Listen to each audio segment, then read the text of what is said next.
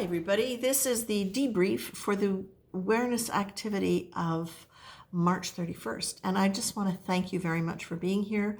I really appreciate you showing up. I really appreciate your likes, your comments. It inspires me to keep going with this. So last week, the cards were can't and won't. That was the contemplation. Fierceness was the energy you were being asked to embrace. And then the awareness activities you were being asked to mindfully do was to avoid a word fast, to do a word fast with limiting and labeling concepts. And also to make a list of the things that you liked about yourself, which felt to me like a really nice antidote to any of the negative stuff. And I remember saying to you that I was going to use it to look at where the can't and won't was still playing in a way where my powerlessness or my sense of powerlessness showed up. Can't is the language of a child and implies that there is a powerlessness, and can't implies choice, and that is the language of an adult.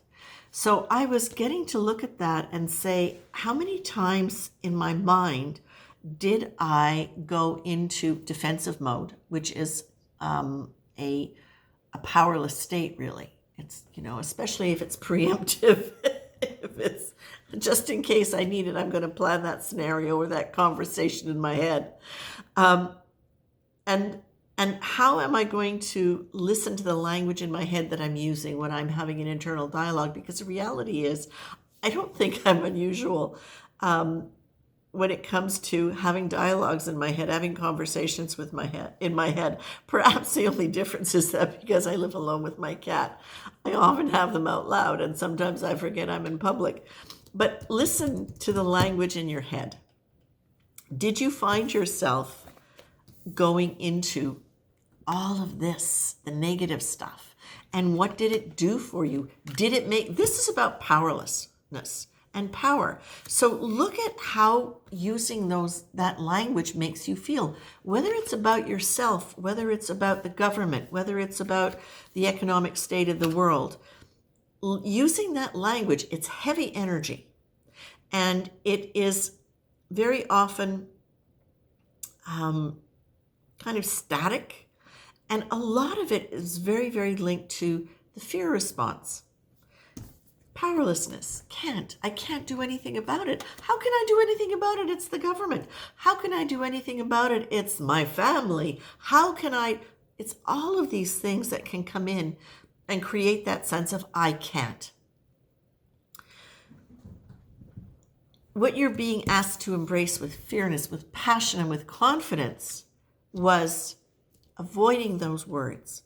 Now, I'm really curious because the I like thing, what do I like about myself? What am I proud of? That's pulling your energy back into the center and away from what you're judging and looking at over there. What I would like to really consider, or like you to consider, is how did your language, your internal dialogue, whether it was with you or with other people, and the things that you experienced outside, and your memories, how did you experience your awareness of yourself as powerless or powerful? Where did you find yourself able now to say I won't instead of I can't? Was that a possibility for you? And how does it feel to do that? And is it easier to be able to say I won't instead of I can't when you stay away from language like that, and when you remember who you are, the good qualities, the things that you're proud of, this is about self-nurturing, okay? Self-nurturing with your words. So that's it. I would look at all of those things. If you haven't yet, it's really worthwhile. I caught myself in some very interesting mind games, and I saw how a lot of my internal conversations were actually defending myself against things either from the past that had not resolved well, or things that I was anticipating people would say to me. I'm going, oh my God, How many times did I stop myself this week, catching myself in these words, going, oh my God, that's not just a defense talk, that's actually an attack thought. That's an attack thought that I have when I'm doing that. And that is coming from a sense of powerlessness. So what happens when I remember who I am, what I like about myself?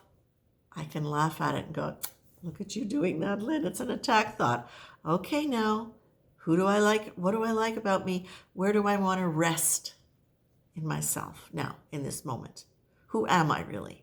Am I that little kid that still needs to defend myself?